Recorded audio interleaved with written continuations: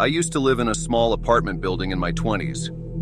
It was a tiny place, just 6 apartments in all. Most of the folks there were old and liked keeping to themselves. I liked it that way too. I didn't have to talk to anyone when I went in or out, which was nice because I was usually in a hurry or not feeling very sociable. I lived on the top floor, and there was an old couple living across from me for about 2 years. I never really talked to them and didn't care much about it. But one day, they moved out, and a few months later, someone new moved in. I met my new neighbor on a busy morning when I was getting ready for work. I heard his door open, but it didn't close. I didn't think too much about it until I saw him outside his door, smiling at me. He introduced himself, and I told him my name and said I had to go to work. I walked past him, but as I started down the stairs, he asked me to have breakfast with him. I thought it was strange because I had just told him I had to work, but I politely declined and went on my way. That night, I thought about how weird the interaction was, but thankfully, I got back to my apartment without any trouble. But the next morning, I woke up to a knock on my front door. I was annoyed because it was early, and I had to work. I quickly got dressed and opened the door. My neighbor was there, standing in front of his open door again. He asked me to have breakfast with him, but I told him firmly to stop knocking on my door so early. He seemed unhappy with my answer and said I had enough time to eat with him, but I knew something was off. The rest of the day went by as usual, and I got home around 6. I made dinner, watched a movie, and went to bed around 11. I lay in bed thinking about my creepy neighbor and wondering what to do about it. I decided that if anything else happened, I'd talk to the owner of the building. As I tried to fall asleep, I heard the neighbor's door creak open. I listened carefully but didn't hear anything else. Once again, I never heard his door close. I felt nervous, wondering what he could be doing so late at night. Eventually, I drifted off to sleep after an hour. I don't know how long I slept, but I woke up to a loud knock at my bedroom door. I was terrified and turned on the lights. All I had to defend myself with was a small screwdriver on my nightstand. I picked it up and stood by my bed, shaking in fear. I called 911 on my phone. When the police arrived, I quickly opened my bedroom door and told them everything about my suspicious neighbor. Unfortunately, there was no evidence of a break-in, so they couldn't do much. But I knew what I heard was real, and I didn't feel safe in my apartment anymore. I called my sister, and she let me stay with her for a few days. Time passed quickly, and I decided to return to my apartment on Saturday evening, hoping that the man had given up and everything would be okay.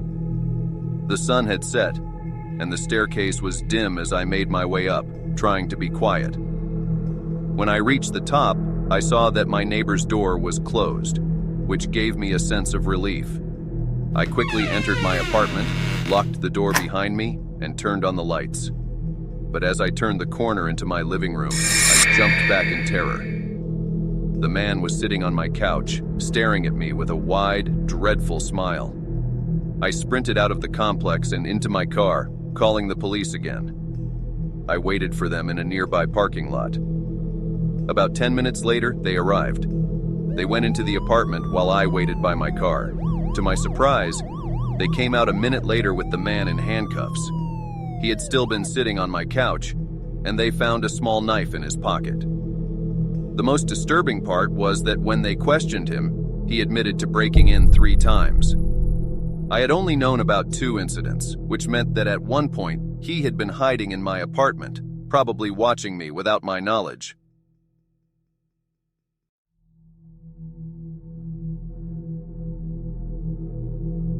Once upon a time, I was 16 years old.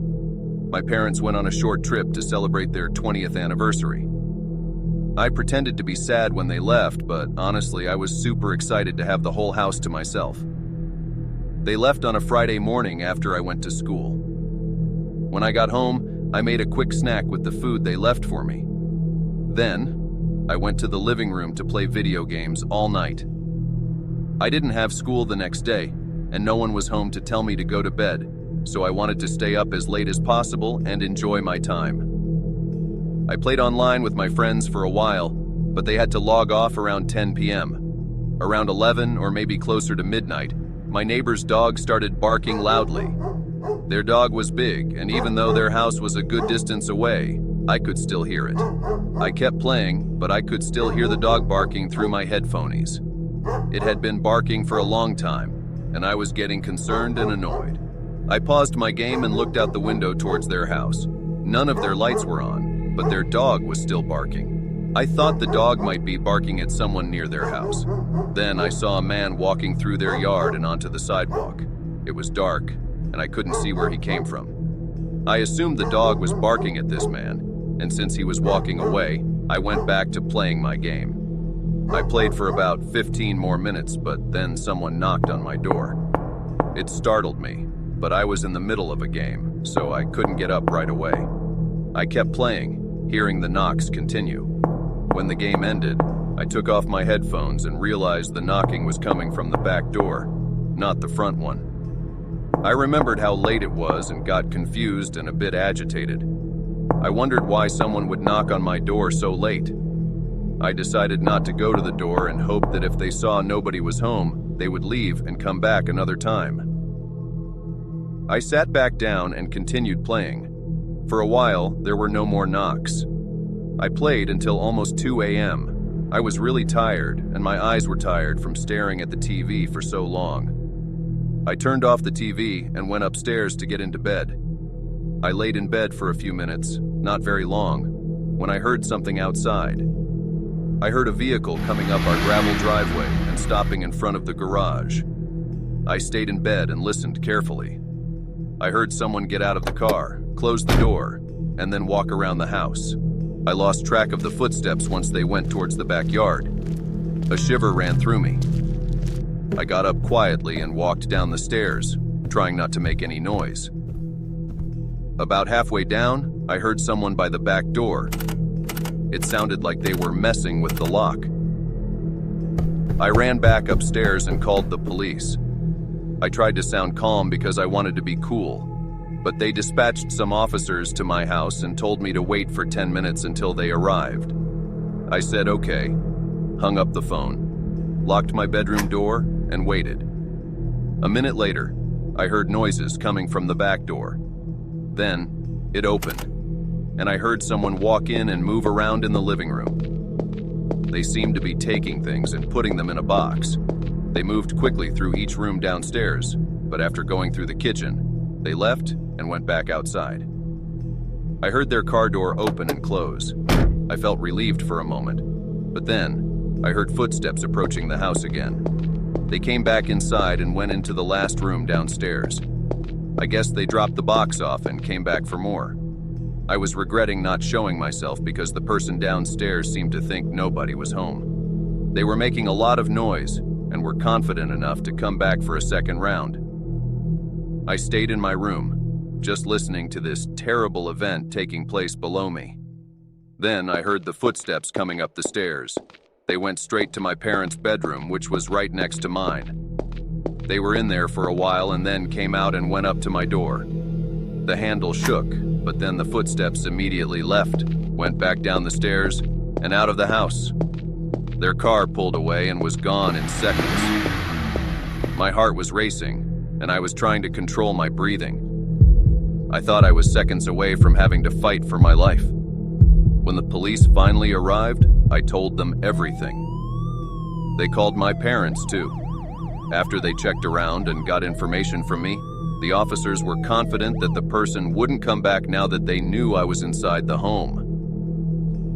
Aside from all that, my gaming console and a bunch of other expensive things were stolen. I was horrified all week and left with nothing to do until my parents got home. I was just happy that whoever was behind that door ran away and didn't try to break inside, because if they saw me, I don't know what would have happened.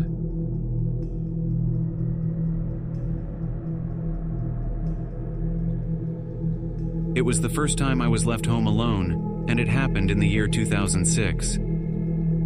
My family lived in a regular neighborhood with normal houses and decent-sized yards. Our street was usually quiet, and only the people who lived there would drive down it. On this particular night, my older sister was at her best friend's house, and my parents had gone to a movie with their friends. I didn't have any plans, so I stayed home alone. Normally, my sister would be there with me, but not on that night. I felt a bit nervous, to be honest. I was scared of the basement, and I was generally a shy kid. But I figured it wouldn't be a big deal since my parents would only be gone for about 3 hours. Our house was quite average, and I planned to spend the evening in the living room. For the first hour, everything was fine. I was sitting on the couch, flipping through TV channels, when suddenly, there was a knock at the front door. My heart started pounding instantly. I never answered the door alone, and I had no idea who could be there. It was already dark outside, and it was around 8 o'clock at night. I stayed put, frozen in fear. After a brief pause, the person knocked again. I was too scared to even peek out of the window to see who it was. I had closed all the blinds in the living room myself after my parents left. This was exactly the kind of situation I feared. The knocking continued, and it seemed like the person really wanted someone to answer the door. I just wanted them to go away. After knocking a few more times, it finally stopped, and I felt relieved that they had gone. I mustered up the courage to check outside through the window, but I saw no one on the front step or in the driveway. The street was empty too. I felt a bit better and went back to what I was doing. I had no idea who had been knocking or why, but all that mattered was that they were gone. However, about 20 minutes later, I heard a strange noise coming from the back window of the house. It sounded like something was hitting it, and it lasted for about 30 seconds. I decided to investigate and cautiously walked over to the kitchen. When I looked at the window where the noise came from, I saw a man in our backyard. He quickly ducked out of sight when I turned on the light. Terrified, I ran to my bedroom and hid under the blankets, plugging my ears. I didn't want to know what was happening. I stayed hidden for what felt like an hour, too scared to move. I couldn't hear anything from inside the house. Eventually, I mustered the courage to uncover myself. Everything seemed fine, and I didn't hear any more noises. A few minutes later, my parents returned home. I explained everything to them, and they checked both inside and outside the house, but there was no sign of the man. I think he must have seen me and fled. I believe he was trying to break in, and when he didn't get a response to his knocking, he assumed the house was empty. After that terrifying experience, I didn't want to be home alone for a long time. Fast forward to more recent times, where I live with a roommate named Matt in a small house near the city. The rent is cheap, and everything had been going well until this incident. Matt and I had different work schedules, so sometimes we wouldn't see each other for a few days. One evening, a couple of months ago, I returned home from work around 6 p.m. As I entered the house, I noticed that the back door was wide open, not just unlocked, but completely open. I closed and locked it, thinking Matt might have been a bit careless. We both had our moments of forgetfulness. I then went upstairs to my bedroom and spent about 30 minutes there. Suddenly I heard footsteps coming up the stairs. I was sure it was Matt, so I called out to him, telling him he had left the back door open. Strangely, he didn't respond. I called out to him again, but still no reply. It seemed like he had gone into the bathroom, or perhaps the spare bedroom, or even his own room. I decided to go to my bedroom door and open it, only to find it wasn't Matt standing there, but a tall, thin man with long blonde hair, a slight reddish beard, and a menacing look. He noticed me, and without a second thought, I sprinted down the stairs, with the stranger chasing me closely behind. In my panic, I couldn't make it to the front or back door fast enough. I had to make a quick decision, and I chose to run down to the basement. The basement was dark, with only a little light coming from the top of the stairs. It was unfinished, with pipes and beams all around. I hid behind the stairs, hoping the intruder wouldn't find me. There was no visibility down there at all. I heard the man come down the stairs and start to search around. He didn't say a word, and I had no idea what he was after. He knocked over a box, clearly looking for something. I stayed hidden, hoping he wouldn't discover me. He stayed down there for what felt like an eternity, maybe 10 or 15 minutes, before finally going back upstairs. I was relieved but also unsure of what to do next. I didn't know if he was waiting for me upstairs, so I stayed in my hiding spot. Luckily, I had my phone with me, and it dawned on me to call the police. I dialed 911 quietly, not wanting to alert the intruder. The operator answered, and I whispered that there was a man in my house chasing me. They assured me that the police would arrive soon, and I hung up. I stayed hidden, not making a sound. About 10 minutes later, I heard the basement door open again. The man returned, walking slowly and quietly. He seemed to be looking for something, or someone. I held my breath as he came closer to my hiding spot, but he didn't see me. After a short while, he went back upstairs. I waited a bit longer before deciding to check if the police had arrived. I cautiously went upstairs and found the front door. It was indeed the police, and they had scared off the intruder, who had left through the back door. The man had entered our house through the unlocked back door. I didn't know what he wanted or why he had been chasing me. I hope I never have to encounter him again, and I also hope that Matt never leaves the back door unlocked.